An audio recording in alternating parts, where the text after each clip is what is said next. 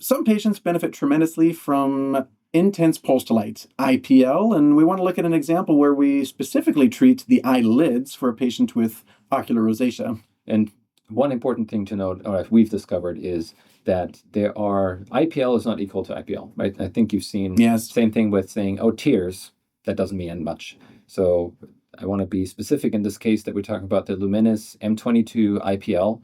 The settings that we use for our machine are all the presets that are in there, either the rosacea presets appropriate for skin type or the dry eye settings for skin type. And the other machines I can't comment on because I'm not using them. So most patients that I treat who have rosacea, I do a full face rosacea treatment with the appropriate settings, and then I add a dry eye treatment, double pass from tragus to tragus.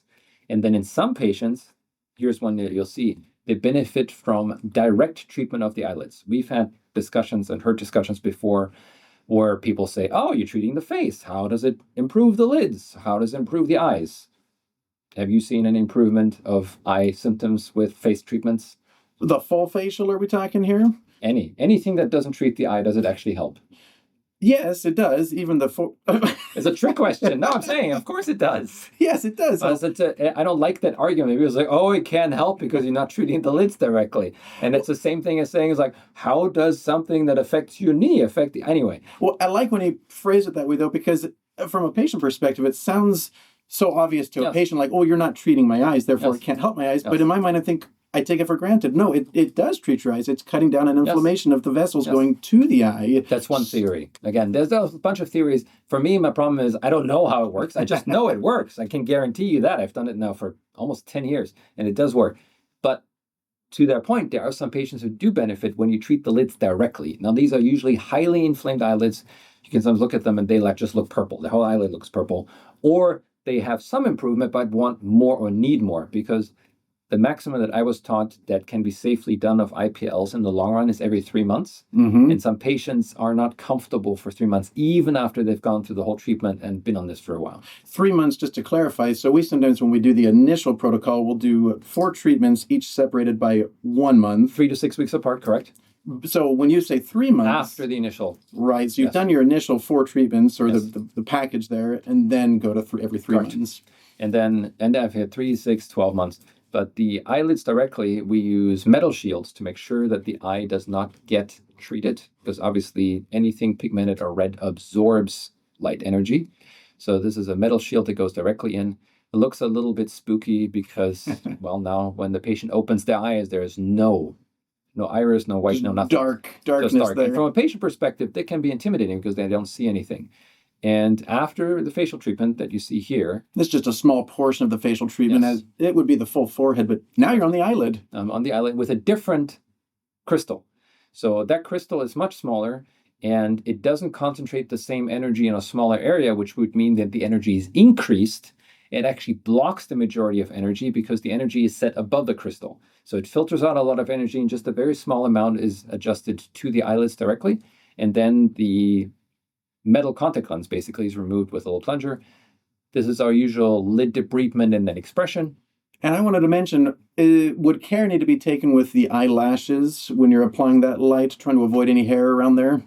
To this day, I've now done this over years. I'm still very cautious on the eyelids, so I don't want to get anywhere close to the eyelids, to the margins, anything that would cut down on the filtering of any potential mass between my treatment and the eye itself. What we saw with that first instrument was a golf spud just scraping, gently debriding some of the extra tissue that's built up over the meibomian gland openings. Those are the oil glands that open and release the oil onto the surface. And now, because the IPL generated a little bit of warmth, a little bit of heat to the eyelids, it's a great time to also do some expression as well. The smile comes because I don't believe that it heats up the eyelids at all. I think that is so bad. The people want to say, oh, how does it work? Oh, it heats up the eyelids. I don't think so. It feels warm, though. It does, but I don't think it does anything. I think it's the decreased inflammation that helps.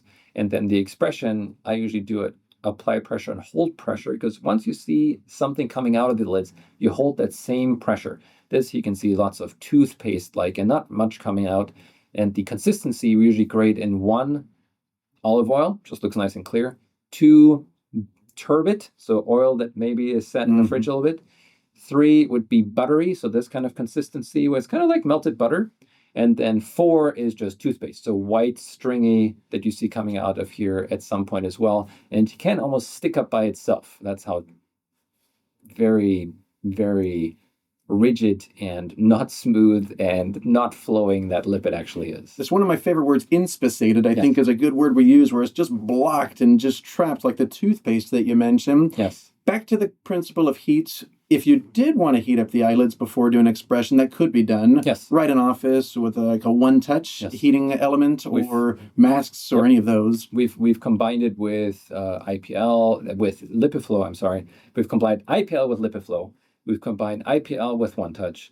We've combined IPL with, there are some USB masks that also provide a similar relief, but there's now so many different companies that add radio frequency or a lot of different modalities. There's infrared light that you've seen that can all be added. And the principle can be the same. I have not personally have enough experience to know if these add anything. IPL, I feel very strongly about for the right patient, can be life-changing.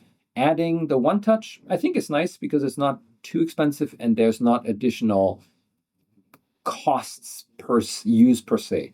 As you know, a lot of things in eye care have a click fee where each single use, each time you use the machine, you have to pay extra just to use it. Other ones, it's more of a lifetime investment over the machine. I think patients would also be very wise to continue doing warm compresses at home. And one of the theories that's always stuck out to me about why we need heat is because those oil glands, the actual melting point of that oil starts to increase. So suddenly the heat of our eyelids isn't warm enough to melt it down. That's one, so the heat can help to bring that down to a more olive oil consistency. Correct. But the caveat with that is do not recommend a patient who has active rosacea to use warm compresses. That's a really good point. The eyes will get redder. So that's a simple way to test. You put on warm compress, it feels amazing. Your eyes feel great. Please continue. Your eyes feel horrible when you do warm compresses. Please don't do them. In addition, though, I've told patients when I start treating them, don't use warm compresses right now. We need to do IPL first. And then later on, I recommend it. And they tell me, hey, initially you said, don't do that. What's the difference?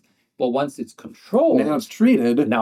Now please do because it will help. So it always depends on when can you do something or how does your advice change? We've had other cases where we said, hey, Xiidra right now might help in the future, but right now it's a bad idea. Why? Too irritated, can't tolerate it. Rosacea, same thing. Same thing with warm compresses. At some point in your treatment, it might make sense. At another point, it might not make sense.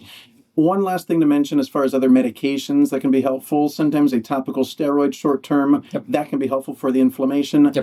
With rosacea, we see different things in the literature for oral medications that are prescribed. Any success with orals for rosacea in these type of cases? Doxycycline, well documented, works. You have to use it long-term, small dose. The other one that I prefer, and there's different dosing regimens to this, but is azithromycin, 1 gram once a week for 3 weeks. That's our regimen. People have published different things, but that works really well. And once it works, you're again good for weeks or months. So it doesn't have to be continued. It's just a pulse dose, and then you're good for a while. And at that dose, azithromycin is still at a lower dose than a Z-Pak because the overall dosage is a little bit lower than that. So I think the side effect profile is much better tolerated than some of the other medications. Great point.